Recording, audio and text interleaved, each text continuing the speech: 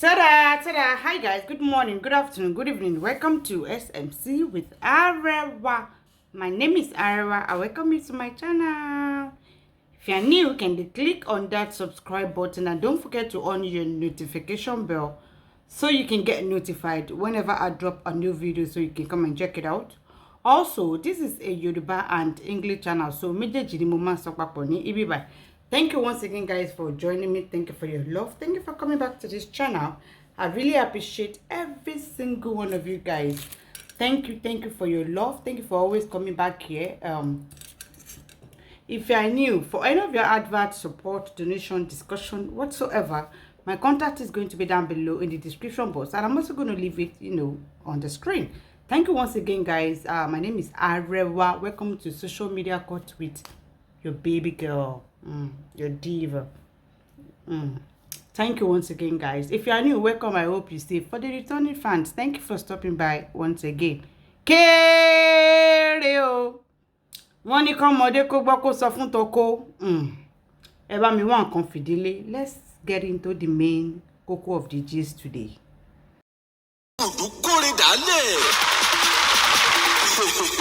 Ìrèdè ẹ máa yọ̀ torí ntẹ́ ń wá lọ Sókótó ti wà lápò ṣòkòtò yín. Legacy Food ní gbogbo tó jọmọ́ oúnjẹ lẹ́wà àti tòkè òkun ti bá rọrùn dé. Ọ̀gá ni wọ́n nínú kábàánì ṣètò oúnjẹ. Ṣé tilẹ̀ wa ni àbí tòkè òkun Continental Foods? Bá a ṣe ń distribute ní Nàìjíríà bẹ́ẹ̀ là ń ṣe káàkiri òkè òkun. Àwọn oúnjẹ aládìídùn tá a ti package bí ẹja gbígbẹ, ọ̀fadà rice, èlùbọ́, gàrí, irú, ẹ̀wà olóyin àtàwọn oríṣiríṣi ohun ìsebẹ̀. Báwo lẹ ṣe fẹ́ sí ní Legacy Foods? Bá a ṣe ń tà á lẹ́jẹ̀wọ̀n láǹfààní tún wà fún àwọn alára tútà láti wá kó lọ́pọ̀ yanturu pẹ̀lú owó péréte. Tẹ́sí máa rí èrè lọ́pọ̀lọpọ̀. Dádì, mọ́mì, gbogbo ẹ̀yin ilé ìtajà ìgbàlódé tó jẹ́ ti oúnjẹ. Ẹ má làágùn jìnnà. Tí yín ni láti rán Legacy Food níṣẹ́, á sì jẹ bó ti tó àti bó ti yẹ. Bó sì ṣe àwọn aláṣẹ ìgbàlódé tó jẹ́ ojúlówó lẹ́yìn fẹ́. Legacy Food ní ẹ kàn sí because we are modern and culture service provider. Láti bá wa dòwò pọ̀, ẹ kàn sí Legacy Foods tó wà ní Nàìjíríà.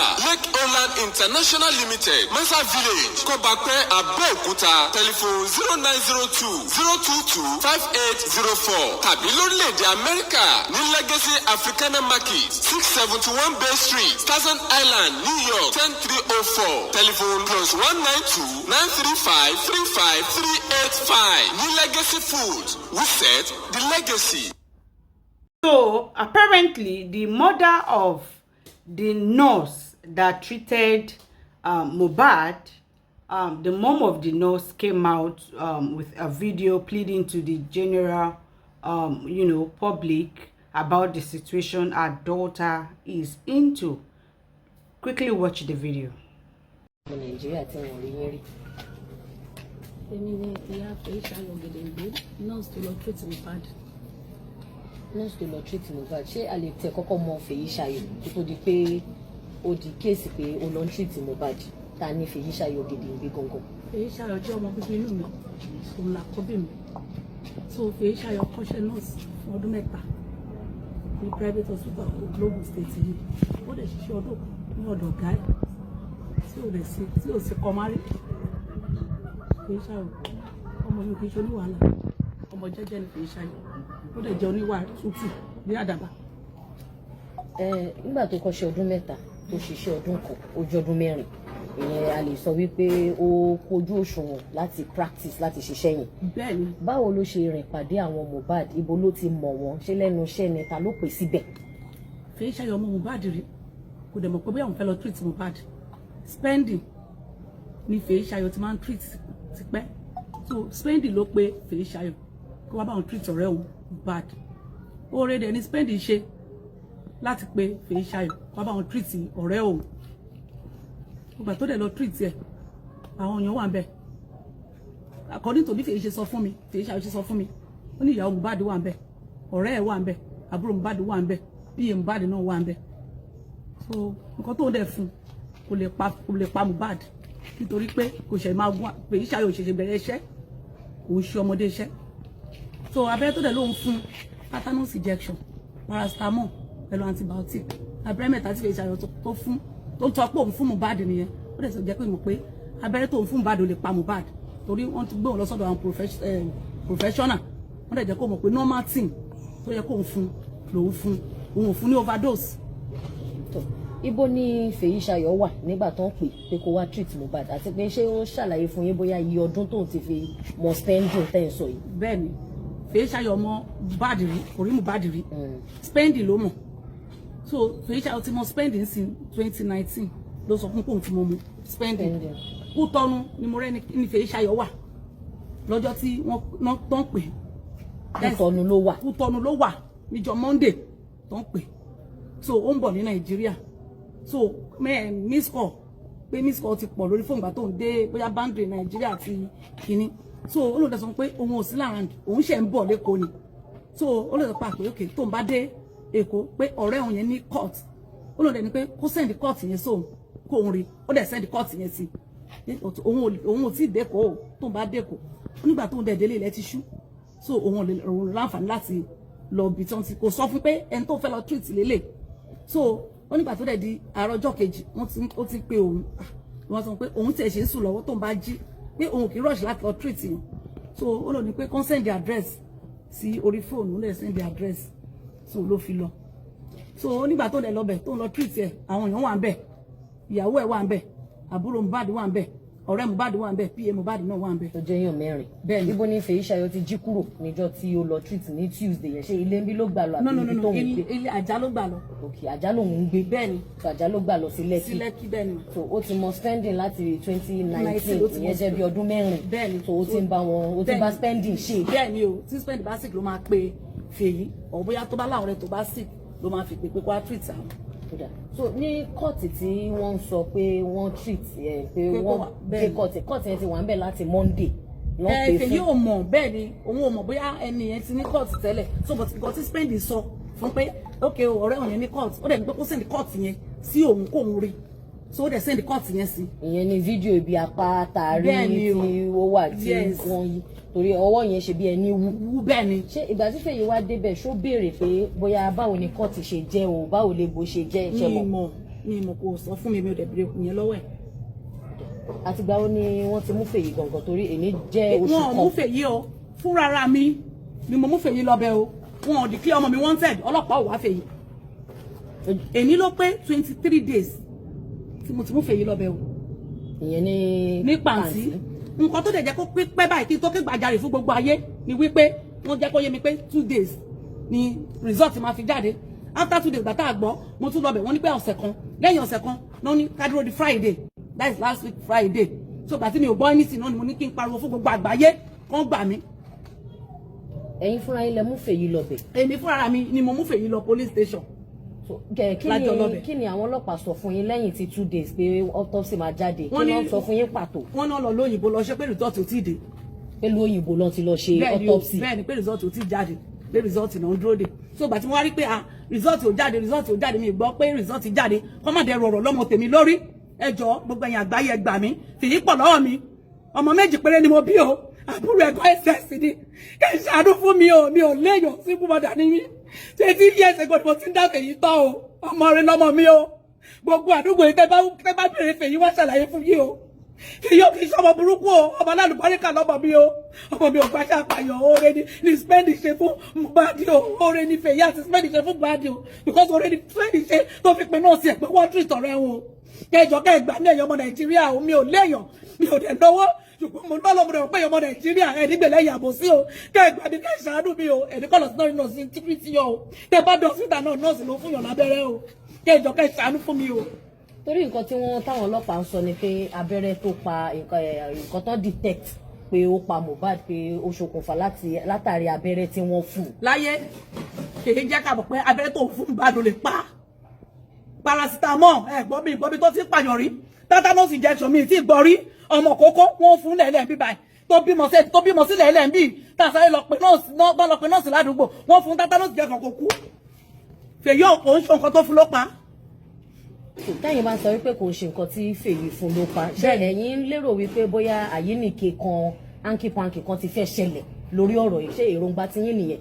bẹ́ẹ̀ ni o èròǹgbà tèmi nìyẹn èmi gan fúnra mi ti jáde lọ sí many hospitals tó ní tetanus injection paracetamol àti antibiotic pé first aid nìyẹn pé tó bá jẹ́ pé jẹ́nu sílẹ̀ náà gbẹ̀rẹ̀ pé nǹkan tó máa kọ́kọ́ fún nìyẹn pé kò lè pa á kò lè pa tèyí ò kì í ṣọmọdé ṣé kò dẹ̀ fún ní overdose nǹkan tó normal thing tó yẹ kó fún ó ṣàlàyé nǹkan tó yẹ kó fún ló fún ẹ gbà mí kẹ́ ṣàánú mi kò lè pa.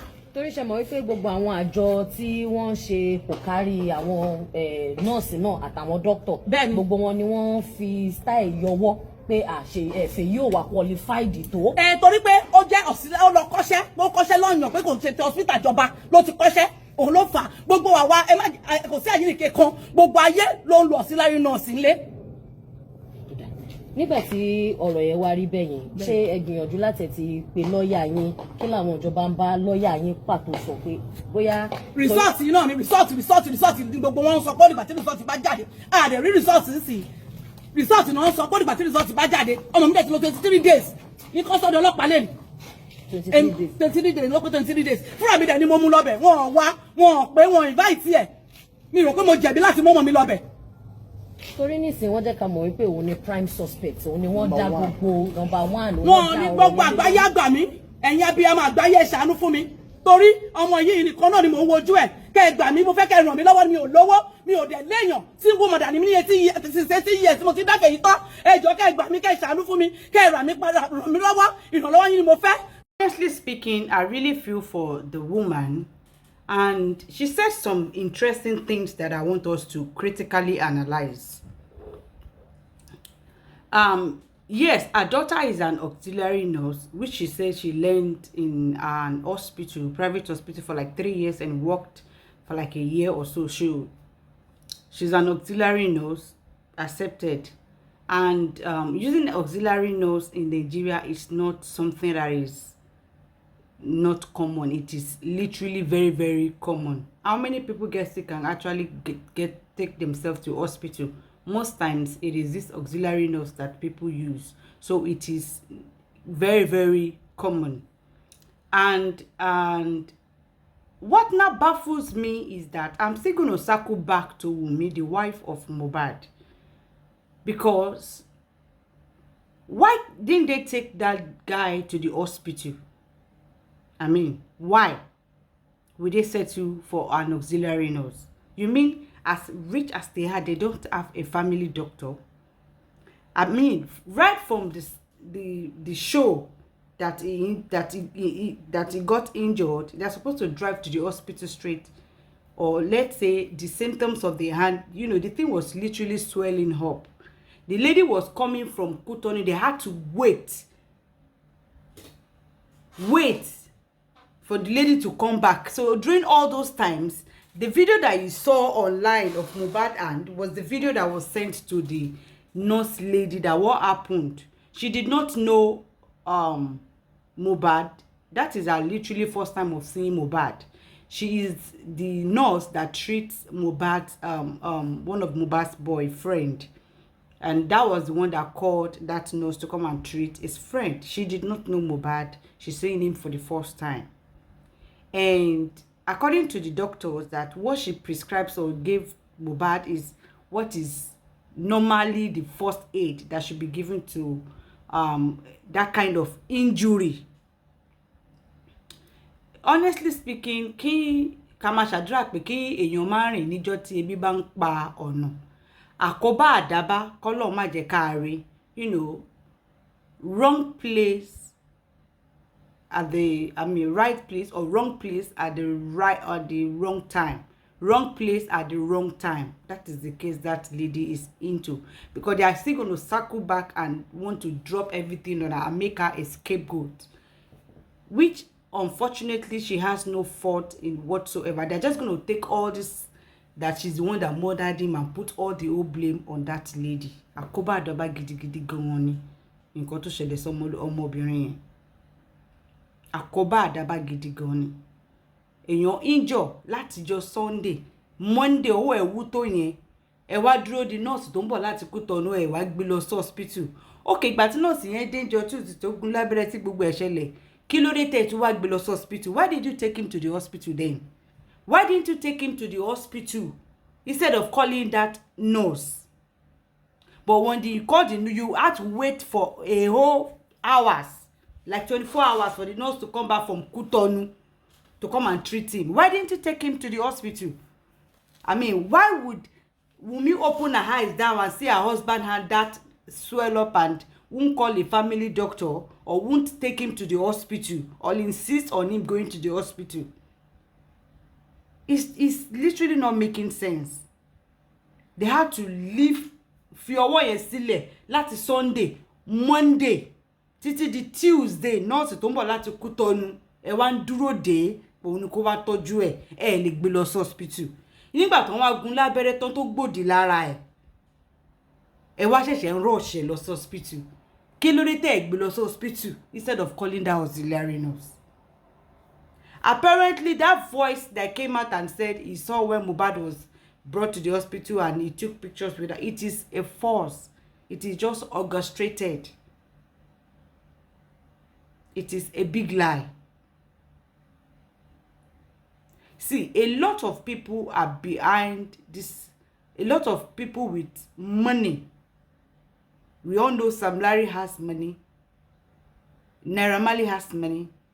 And don't forget, Wunmi, the wife of Mohbad, is currently, she has money at the moment. The fact of it is Naira Marley or Sam Larry had nothing to do with the death of that guy. They had their own issue, the bullying and the assault, yes. But ikú tó pa Mohbad gangan. Ikú ilé ló pa Mohbad. Kò ń ṣe ikú ìta. Ikú ilé. It is in-house. It is the death of inside the house that killed him, not outside. Ikú ilé ló kú, kò ń ṣe ikú ìta. Ará àta kò lọ́wọ́ nínú ikú ẹ̀. Ará ilé ló lọ́wọ́ nínú ikú ẹ̀. Tá bá ní ká yọ irọ́ àti sentiment àti emotions kúrò nínú ẹ̀. Ikú ilé ló pa Mohbad, kò ń ṣe ikú ìta. Àwọn tó súnmọ́ tán jọ wà nílé, àwọn ni wọ́n ṣekú pa. That's the basic truth. Àwọn ni wọ́n ṣekú pa. Look at his hand. Ẹ wá dúró odidi Monday ń dúró de nurse, auxiliary nurse tó ń bọ̀ láti Kútọ́nù. Ẹ lè gbé lọ sí hospital. Ẹ lè pe doctor kan kó wá treat ẹ nílé. Kò ní family doctor o kò sí doctor tẹ́lẹ̀ lọ pé.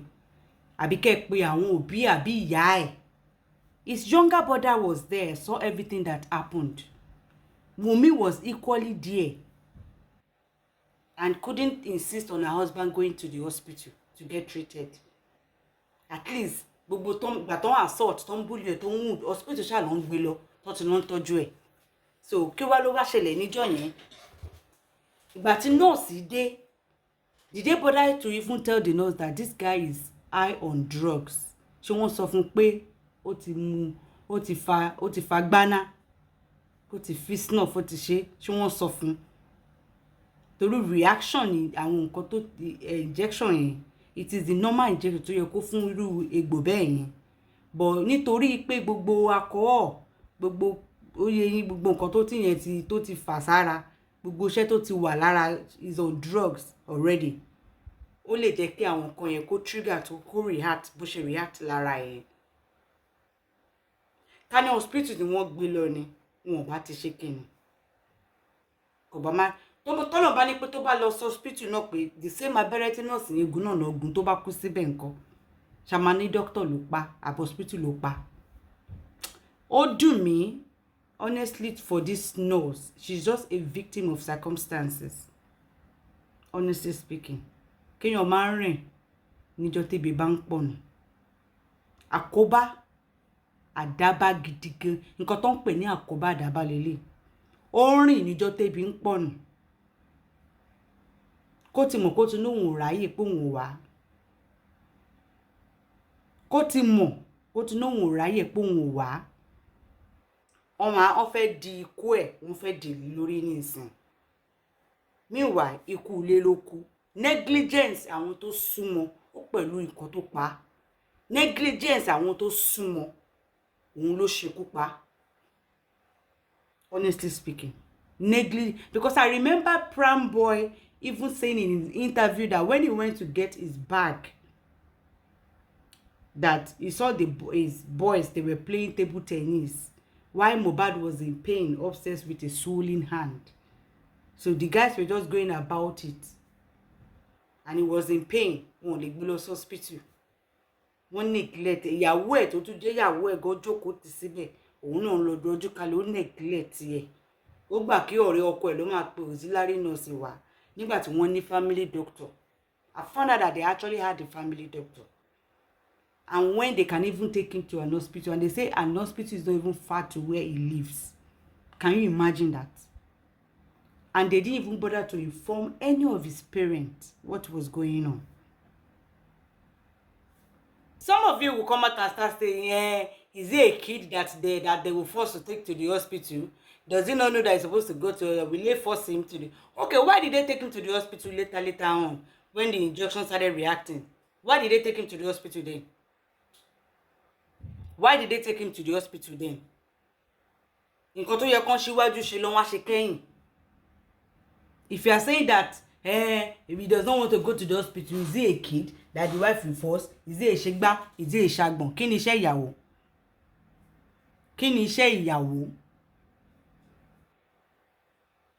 Unless tó jẹ́ pé ìjà tí wọ́n jà, I want them to interview the driver that drove Mohbad and his wife car that day that they went to show. Does she always go to show with Mohbad? With a 5-month-old child, kid. She followed Mohbad to the show in Ikorodu. Why? Does she always follow him to shows? And she has a baby in the hand. Our drivers are the number one amebo. The driver that drove them that day should know what Mohbad and his wife was fighting about. They should investigate. They should call that driver to come and say what they were fighting about. Have they even interviewed or interrogated the wife? Everything circled back to that wife. Because the day that her husband died, as soon as the friend and did 1 8 seconds video, she was inside the car. Ó yẹ ká máa gbáriwo ẹ̀ kó máa dún pẹ̀lẹ́ bó ṣe àwọn yẹn sọ pé Mohbad is there. Ó yẹ ká máa gbóhùn ìyàwó ẹ̀ kó máa ké kó máa pariwo. But she was quiet. She was literally quiet. Honestly speaking. Could it be pé ìjà tí wọ́n àti èjọ ń jà ní show tó ń lọ bóyá gbà tán tún délé wọ́n continue ìjà yẹn òun àti ìyàwó ẹ̀. Òun ni voice note tá a gbọ́ pé o fẹ́ pa mí àbí kí ni password kí ni gbá tí ọkọ bá sùn tán Mohbad má gbàgbé nǹkan ìyàwó á ti ṣí phone á transfer gbogbo owó ẹ̀ òun ló wà in charge everything. Mi ò lóhun ló pa ọ́ ṣùgbọ́n ní advanced country tí ọkọ bá kú ìyàwó ni number 1 suspect tí ìyàwó bá kú ọkọ ni number 1 suspect kí lè tẹ́lẹ̀ ṣe different ní ti Nigeria. And there's the so-called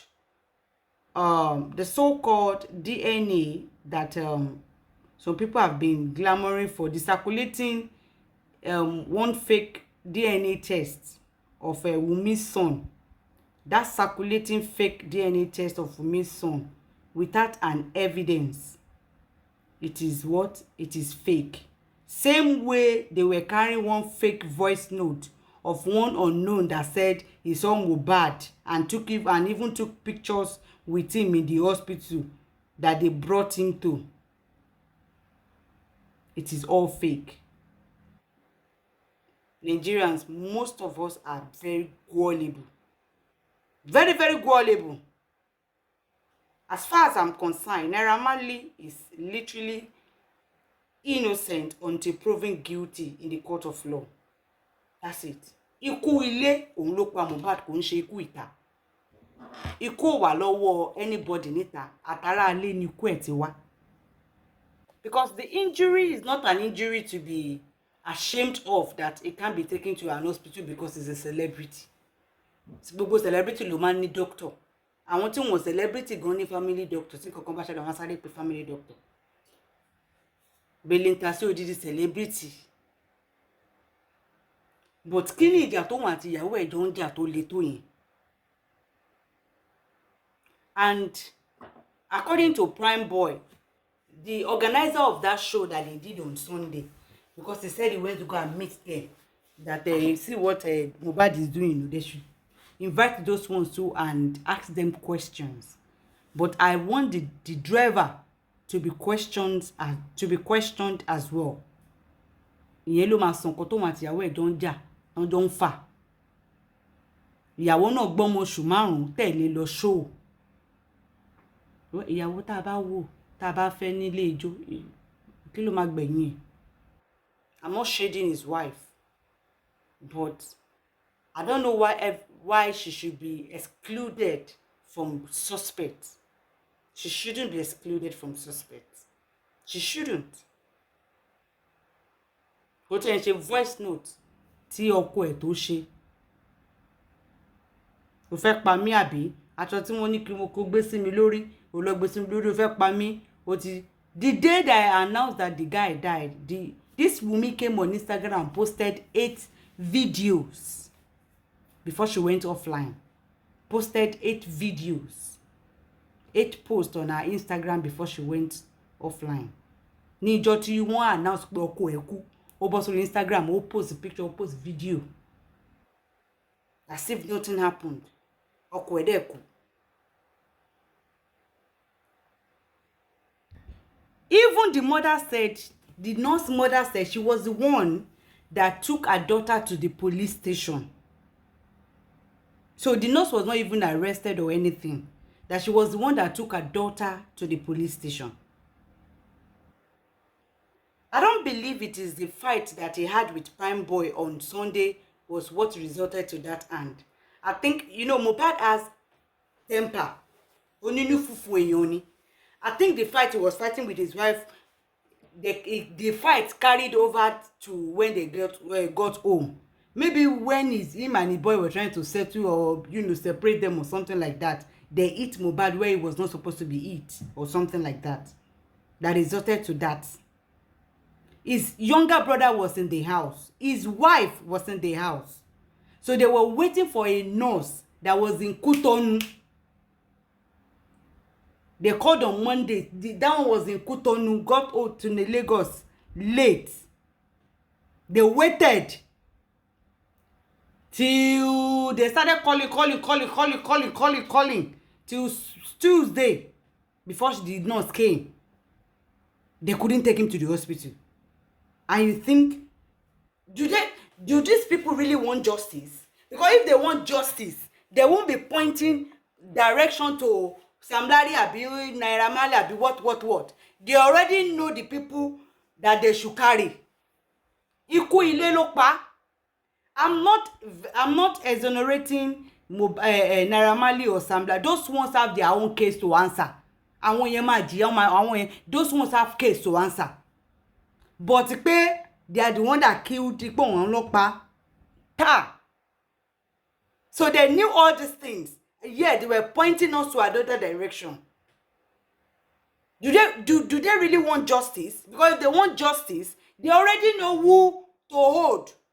They already know what happened. But they're just parabolating, twisting us, letting us to be focusing on another direction.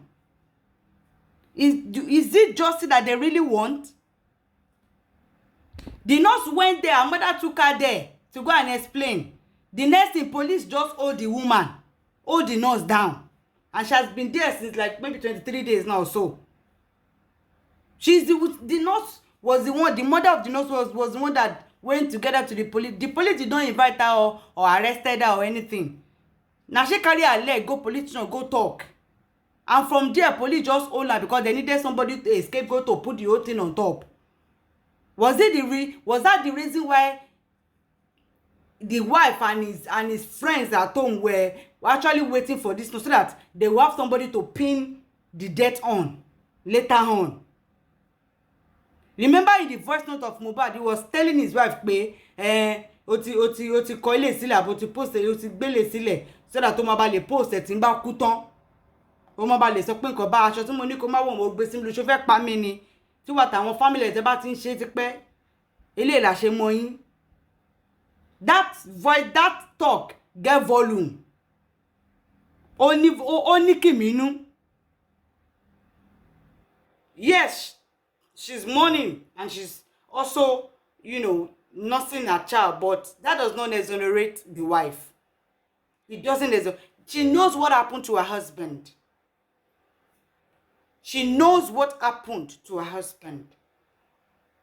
Me, I'm not the type that follow the crowd to be thinking in one direction. No. You know, I'm not I don't know how to add sentiments to things or emotions to things. No. I'm not going to follow one direction with everybody. No. They just wanted us to just think to one place, which is not so. You have to think outside the box to get that justice. I'm not sure they want justice, because if they do, they will not be pointing us to one direction. Meanwhile, this is a very glaring case. It is a literally glaring case, because they know what happened to him in that house.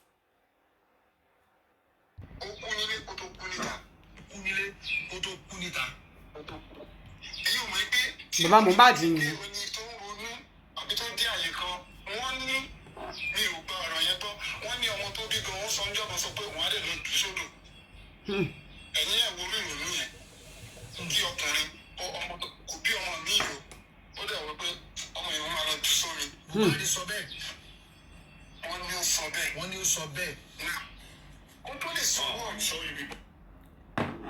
Imagine kí mú èèyàn sọ bẹ́ẹ̀ pé ọmọ tóun bí tó bí mi òun máa lọ jù sí odò. Kí ọkùnrin tẹ́lò sọ irú nǹkan bẹ́ẹ̀ yẹn, á jẹ́ pé ó ti ní àwọn nǹkan kan tó ń rò. It is not a coincidence that he said that. It's not a coincidence when, was it Bella Shmurda or something that said there was a time that Mohbad wanted to jump from the balcony. It is not a coincidence when in the voice note or being interview of Naira Marley, where he was saying, he was calling him, that his wife called him, that he locked himself in the bathroom, maybe he wants to kill himself, that Naira Marley had to call him, that he was saying he was thinking about that, but he's not thinking about that again. It is, all these things are not coincidence. It's not a coincidence that the wife with a 5-month-old baby followed him to a show, and they started fighting to the extent that he wanted to jump out of the car. It's not a coincidence that Prime Boy said the wife is trying to pin the whole matter on him. All these things are not coincidence. It is not a coincidence that Mohbad did a voice that was telling his wife that he wants to, that the wife and her family wants to kill him and take over all his property. The father said, you know, when a man does not have peace at home, he does not have peace outside, he does not have peace at home. Lórí ìyàwó tó fẹ́, èyí show kò rí gbà. Tó bá sùn tán, ìyàwó á gbé phone, ó mọ pa ọjọ́ lo iCloud, ó ṣe gbogbo ẹ̀. Á bẹ̀rẹ̀ sí ní transfer owó ẹ̀ sí account títí ẹ̀. All these things are not coincidence. In that voice note, Mohbad was, you know, talking to his wife. So fẹ́ pa mí ní ogbà aṣọ tó fẹ́, ṣé mo sọ pé kíní kan. Tó bá yẹ kó bá ti family ẹ̀bẹ̀ ṣe máa ń ṣe nìyẹn, ìgbà kan àwo kan. All these things are not coincidence. It's not a coincidence that the mother-in-law is busy collecting money to be buying land for Mohbad, whereas Mohbad is being bullied, assaulted back and forth, and as a policewoman that she is, she did nothing about it. But she could be buying land in the name of Mohbad's son and her daughter. All these things are not coincidence. It's not a coincidence that the guy that even announced that Mohbad died, that they were inside, I think there were 3 guys inside the car. If you notice, the one that had that, his eyes swell up. Maybe that fight on Sunday proceeded back at home. Bóyá between yẹn tí ń di Mohbad mú yẹn gbálẹ̀ṣẹ̀ lójú àbí nǹkan kan bẹ́ẹ̀ yẹn. Because he's a temperamental person. It is not a coincidence that when they announced his death inside that car, Mohbad's wife was inside and she didn't make any noise. No crying, no nothing. And she was inside the car. Ṣé gbogbo eléyìí jẹ́ coincidence ni? We need to think and ask the right questions. Do we really want, because if you want justice, the one direction that they are all letting us face that it is Naira Marley and Sam Larry that killed him is not justice. Bàbá ẹ̀gbọ́n ti sọ pé ikú ilé ló pa, kò ń ṣe ikú ìta. Yorùbá ní bí ikú ilé ò bá pa ni, tòde ò lè rí nípa. Tó tọ́ ni. Tí ikú ilé ò bá pa ni, tòde ò lè ríyàn pa. Ikú ilé ló pa Mohbad. Gbogbo búlẹ̀ àti gbogbo kan tán ṣe fún yẹn ikú, ó pẹ̀lú ikú ilé. Kò sí yẹ káwọn tó wà nílé wọ́n mọ̀ nǹkan tó ń go through, ó yẹ kí wọ́n sọ̀rọ̀ sókè wọ́n bá fẹ́ mí ẹ lò. Ikú ilé pa á. My husband will not be sick and he stand like that, and I'll be waiting for one auxiliary nurse that his friend called. Tí mi ò lè gbé nǹkan mi lọ hospital. Tí mi ò tẹ̀ ní pè yẹ pé ọmọ yín ó ṣe kinní o, kò fẹ́ lọ hospital o, ìgbà kan àwo kan o. Àbí kí n pè bàbá ẹ̀, àbí nǹkan kan bẹ́ẹ̀ yẹn. Are all this coincidence? Kò ní peace níta, kò tún ní peace ní ilé. Bàbá sọ̀rọ̀ tó jẹ́ pé òun tó jẹ́ pé ọmọ òun nífẹ̀ẹ́ òun, wọ́n ṣí ojú ẹ̀ lára òun kó ba lè máa tọ́jú àwọn nìkan. Mo gbà yẹn gbọ́. Wọ́n ṣí ojú Mohbad ọ̀rọ̀ spirituality ó wà nínú ẹ̀. Ikú ilé òun ló pa Mohbad. Ẹ má jẹ́ ká paná fún, ẹ má jẹ́ ká parọ́ fúnra wa. Ikú ilé òun ló pa Mohbad, kò ń ṣe ikú ìta.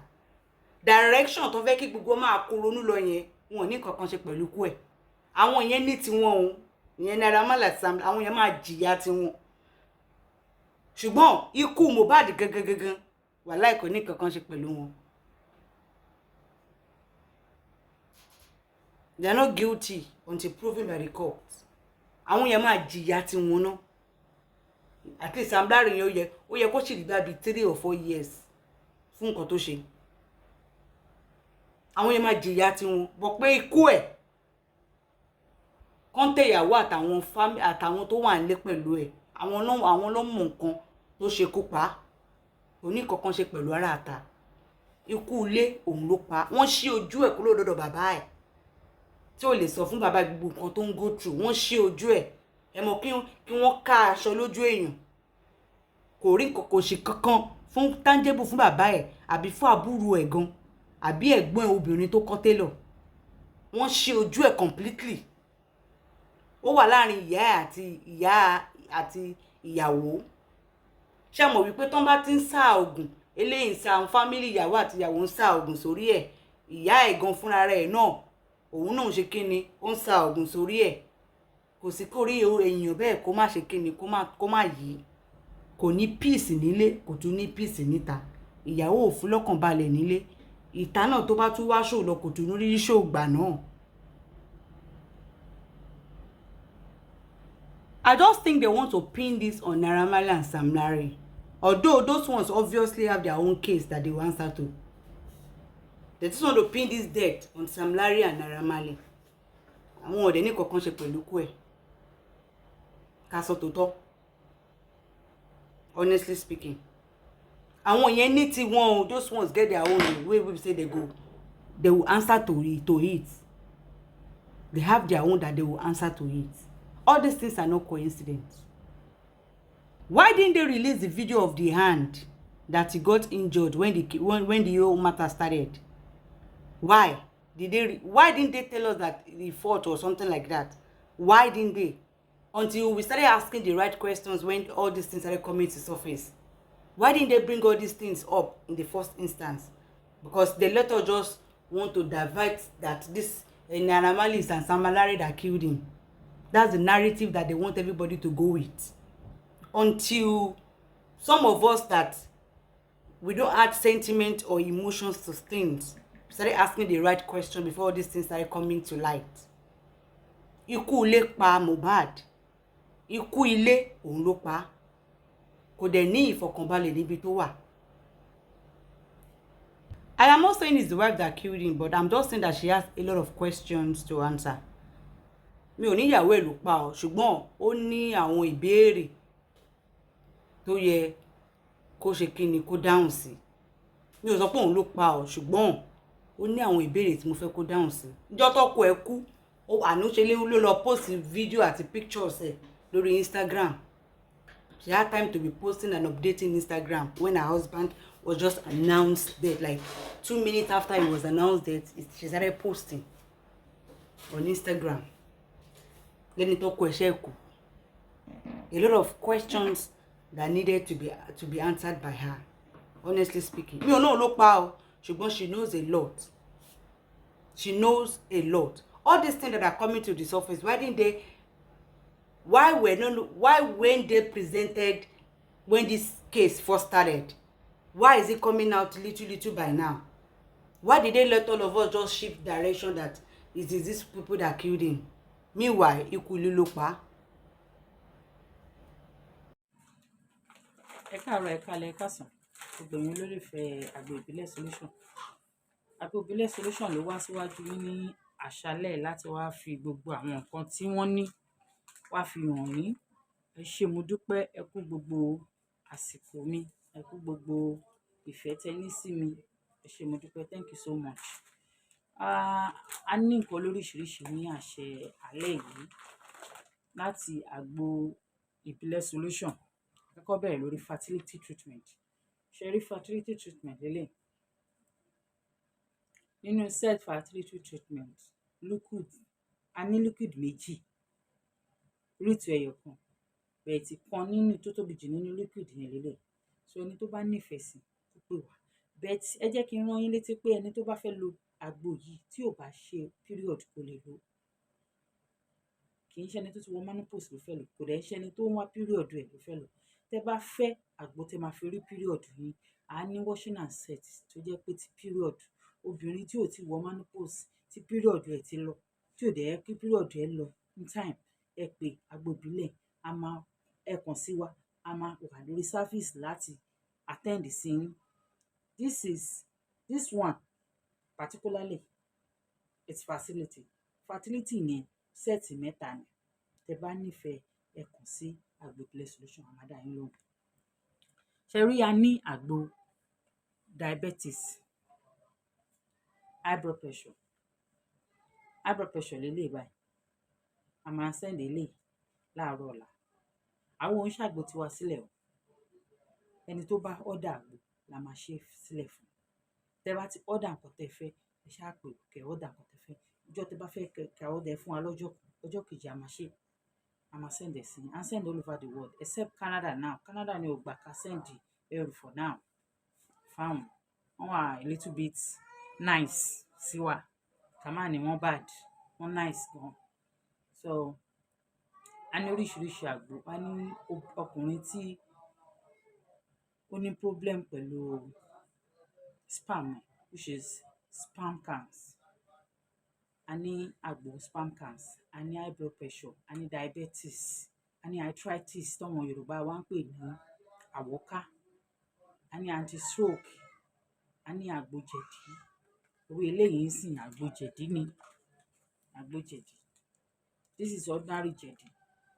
The smallest one lélẹ̀. A ní àgbo jẹ̀dí. This is akọ jẹ̀dí. Àgbo jẹ̀dí ọ̀pẹ́ ẹ̀yìn alẹ́. Jẹ̀dí àtọ̀pẹ́yìn alẹ́ 3-in-1 fún ọkùnrin tó ti ń ṣe méjì mẹ́ta tẹ́lẹ̀tẹ́lẹ̀ tó wá dẹni tó ń ṣe ẹyọ kan. A ní ìdákọ́lẹ̀, a ní afàtọ̀. Ìdákọ́lẹ̀ wà, afàtọ̀ wà. Kí ọkùnrin kó fẹ́ gbé nǹkan sí kó kọ́kọ́ lè tẹ́lẹ̀ kó tún gbẹnúlẹ̀ báyìí. Kí ló dé, kí là ń jẹ? Ẹ rọra jẹ ṣúgà, ẹ jọ̀ọ́ o. Ẹ má jẹ́ kí àwọn obìnrin yẹn sá lọ o. Ẹ jọ̀ọ́ ẹ̀yin dádì mi, ẹ rọra jẹ ṣúgà o. A ní lóríṣiríṣi kó tẹ́ bá ti fẹ́, ẹ pè sí wa.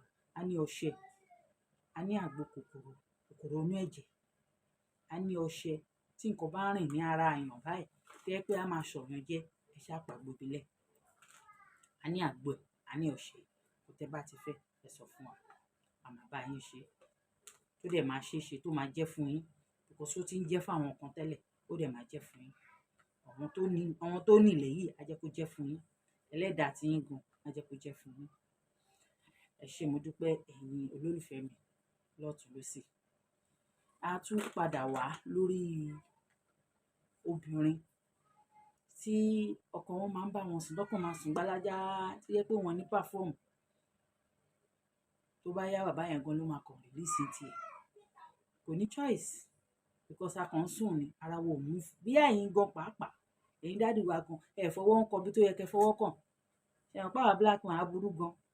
Tí ó bá ti dìde báyìí, a máa sáré ṣe lẹ́sẹ̀kẹsẹ̀ ni. Ẹ jẹ́ tọ́ọ̀ṣì ọ̀wọ́n dá mọ́mì wa náà díẹ̀díẹ̀. Kí wọn náà lè feel ẹ̀. Kọ́ mọ̀ pé nǹkan wà ń bẹ̀, nǹkan ń bẹ. Bẹ̀tì tẹ́ ẹ bá dẹ̀ feel ẹ̀, ẹ pa Àgbo Ìbílẹ̀. Ṣé rí, oyin rèé, ṣe ti rí. Sweet honey ni. Tẹ́ bá lò, dáàdì wa gan máa gbádùn ẹ̀. Dáàdì wa á máa sọ fún ẹ pé ọmọ o ti sweet yàtọ̀ ní these days, kí ló ń lò? Ṣé torí mi náà ni? Torí yín ni o. Àní à ń lọ́rùn èmi o. Tọkùnrin ò bá sí láyé obìnrin wàhálà ni o. A tún ní sweet èmi kan rẹ̀. Ẹ ti rí sweet yìí báyìí. Sweet náà ni. Sugar cane sweet ni. Wà very very very effective. A ní powder tó yẹ pé tó bá fi mu bíyà ògì, let's say yogurt. Ó good pẹ̀lú yogurt bàjẹ́. Ṣé ti rí? Sweet náà náà wà very effective gan. A ní tea. Ṣé ti rí tea wà rẹ̀? A lóríṣiríṣi. A ní tẹ máa fi sugar tẹ máa fi coke mu. A ní tẹ máa fi tẹ jẹ́ pé tí ordinary tea gan. A ní because a kàn ń sùn ni ara wo move. Bí ẹ̀yin gan pàápàá ẹ̀yin dáàdì wa gan fọwọ́ ń kọ bí tó yẹ kẹ́ fọwọ́ kàn. Ṣẹ̀wọ̀n pàwọ́ black man aburú gan. Tí ó bá ti dìde báyìí a máa sáré ṣe ilé ẹ̀kọ́ lẹ́sẹ̀kẹsẹ̀ ni. Irọ́ ẹ jẹ́ tọ́ọ̀ṣì ọmọ mọ́mì wa náà díẹ̀díẹ̀ kí wọn náà lè feel kán feel ẹ̀ kọ́ mọ̀ pé nǹkan wà ń bẹ̀ nǹkan ń bẹ. Bẹ̀tì tẹ́ ẹ̀ bá dẹ̀ feel ẹ pàgbo ìbílẹ̀. Ṣé rí oyin rèé ṣé ti rí? Sweet honey ni tẹ́ bá lò dáàdì wa gan máa gbádùn ẹ̀. Dáàdì wa á máa sọ fún ẹ pé ọmọ o ti sweet yàtọ̀ ní these days, kí ló ń lò? Ṣé torí mi náà ni? Torí yín ni o. Àní à ń lọ́rùn èmi o. Tọkùnrin ò bá sí láyé obìnrin wàhálà ni o. A tún ní sweet èmi kan rẹ̀. Ẹ ti rí sweet yìí báyìí. Sweet náà ni. Sugar cane sweet ni. Wà very very very effective. A ní powder tó yẹ pé tó bá fi mu bíyà ògì, let's say yogurt. Ó good pẹ̀lú yogurt bàjẹ́. Ṣé ti rí? Ṣé ti rí? Sweet náà náà wà very effective gan. A ní tea. Ṣé ti rí tea wà rẹ̀? A lóríṣiríṣi. A ní tẹ máa fi sugar tẹ máa fi coke mu. A ní tẹ máa fi tẹ jẹ́ pé tí ordinary tea gan. A ní èyí tó yẹ pé tablet ẹ máa lò. Tó bá ṣe ń lò báyìí máa wet wọ́n máa pè wọ́n ní where are you?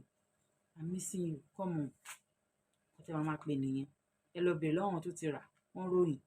Ẹ jọ̀ọ́ torí Ọlọ́run yín ìyá mi. Ṣé àwọn pọ́ ọmọkùnrin níyàn bá ti bí wọn méjì mẹ́ta wọ́n máa ń sá lọ wọ́n á lọ máa bá sọ̀rọ̀ kéde kan bì kan. Ẹ jọ̀ọ́ o ẹ má jọ sá lọ. A ní tightening tó yẹ pé tó bá fi fọbẹ̀ báyìí wàhálà wà rà pé nǹkan ò tí jáde ń bẹ̀. A lè dìgbà báyìí ni dáàdì wa gan bá fẹ́ wọlé gan ẹ máa wá kí lorúkọ tó ń pe kínní lubricant tẹ máa lò. Ẹ jọ̀ọ́ o kò máa ń fàfẹ́ ṣọ̀n tó bá ti tight jù ẹ ra lubricant ní pharmacy kẹ̀. Ẹ má jẹ́ kó máa fi saliva sí yín lábẹ́ o, ó máa ń fa infection nù. Saliva máa ń fa infection nù. Mi tí sọ bẹ́ẹ̀ fún yín rí, mò ń sọ bẹ́ẹ̀ fún yín sí, mo take time mi o. Ẹ jọ̀ọ́ o baby jẹ́ n fi sínú tó ẹ má gbà. Ẹ jọ̀ọ́ ẹ lọ ra lubricant kẹ́ lo lubricant bẹ́ẹ̀ dẹ̀ lo lubricant ẹ lo baby oil á gbọ́lé ni. Gbogbo ẹ̀yin tí gbogbo ẹ tó ṣe kúkú díẹ̀ káàtó ẹ jọ̀ọ́ ẹ ra tightening kó lè dáadáa kó dúró. Dáàdì wa má lè wojú ta gbogbo ọmọ wèrè tó wà ń tà ń sìn yín Ọlọ́run kó ṣàánú wa o. Ẹ jọ̀ọ́ ẹ má jẹ́ kán sá lọ o. Wọ́n sì wúlò fún wa. Ẹ jọ̀ọ́ ẹ má jẹ́ kán sá lọ. Ẹ jọ̀ọ́ torí Ọlọ́run mo fi bẹ̀ yín o. Ẹ̀yin olólùfẹ́ mi ẹ ṣé mo dúpẹ́ lórí ètò díẹ̀ tá a sọ rárá ṣe lálẹ́ yìí. Ẹ jọ̀ọ́ torí Ọlọ́run ṣe rí skin ṣe rágbè ìbílẹ̀ ṣe rí pàgbò ìbílẹ̀ gan ò fẹ́ gbà. Àgbò ìbílẹ̀ gan sì wà ń tàn wọ́n sì ń ṣe spray ọṣẹ yìí ni. Ṣé rí ọṣẹ yìí? Ẹ wá wo ọṣẹ yìí ọṣẹ yìí ń ṣiṣẹ́ o. Lára àwọn tó ní gbogbo àwọn dot kìíní lára láyà ní gbogbo ara ó máa yọ gbogbo ẹ̀ kúrò ní ọṣẹ yìí. Èmi fúnra mi gangan ni mò ń ṣe òun dẹ̀ ni mò ń lò. Mi ní makeup lójú o. Ẹ wo ojú mi kò sí makeup o. Lipstick yìí lásán nìkan ni àfi eyelashes tán gbé sí wa lójú yìí o. Kò sí makeup o kò sí nǹkan kan. Ṣé ti rí kò sí makeup.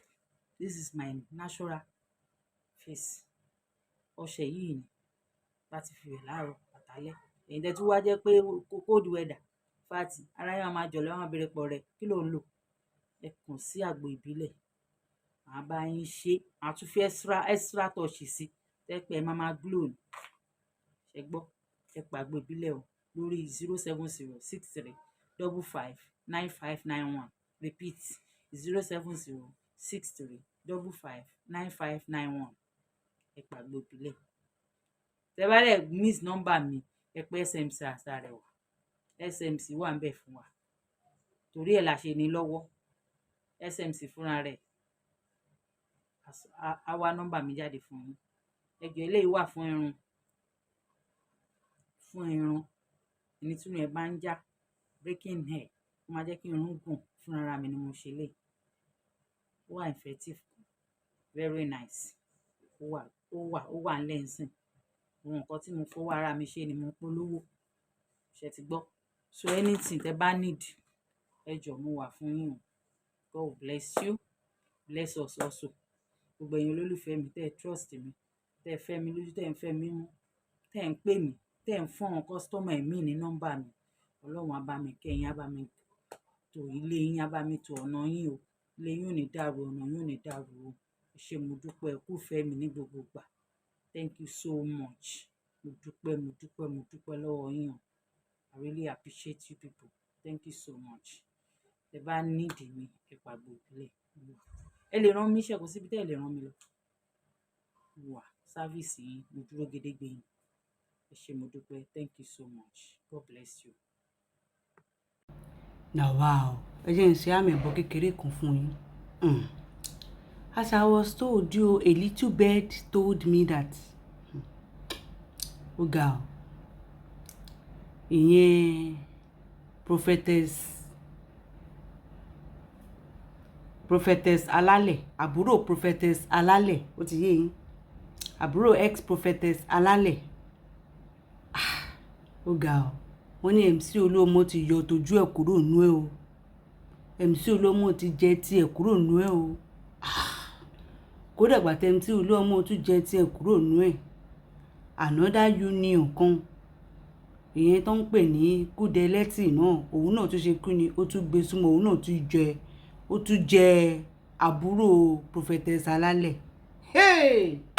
ó ga ọ ìyẹn tán síbẹ̀ o àfìgbà tí wọ́n ní Wasiu Ayinde náà tún yọ tójú ẹ̀ kúrò o ṣé ẹ rántí lọ́jọ́ kìíní àná tán wọ́n jùdí níwájú Wasiu wọ́n ní Wasiu yọ tójú ẹ̀ kúrò nínú ẹ̀ o àti ọ̀rẹ́ Wasiu kan tó ń pè ní Highlander ìyẹn náà yọ tójú ẹ̀ kúrò ó wá mú mi rántí wípé ṣé ẹ mọ̀ wípé wọ́n ní Wasiu gba ìyàwó fans ẹ̀ kan Highlander was the one that was dating ìyẹn Titi Macha before they broke up, you know, and they dated for a long while tí ó dẹ̀ ní ń fẹ́ so wọ́n break up kí Wasiu tó wá fẹ́ títí tó bímọ mẹ́ta fún Wasiu Highlander yẹn náà wọ́n ló ṣe kí ni ó tún jẹ́ àbúrò prophetess alálẹ̀ wọ́n ní Wasiu yóò tójú ẹ̀ kú wọ́n ní gbadiri ẹ̀ kí ló ti ń pe one of the boys òun ló arrange rendezvous yẹn ó jẹ́ ti àfìgbà tí Akílẹ̀ olórí ọmọ ọba Akílẹ̀ yóò tójú ẹ̀ kúrò ó jẹ́ tiẹ̀ ńbẹ̀ ó jẹ́ tiẹ̀ tọ́ ọ̀rẹ́ ẹ̀ kan náà tún jẹ́ ó wá dobìnrin méjì tí Highlander àti Wasiu ti wá jẹ o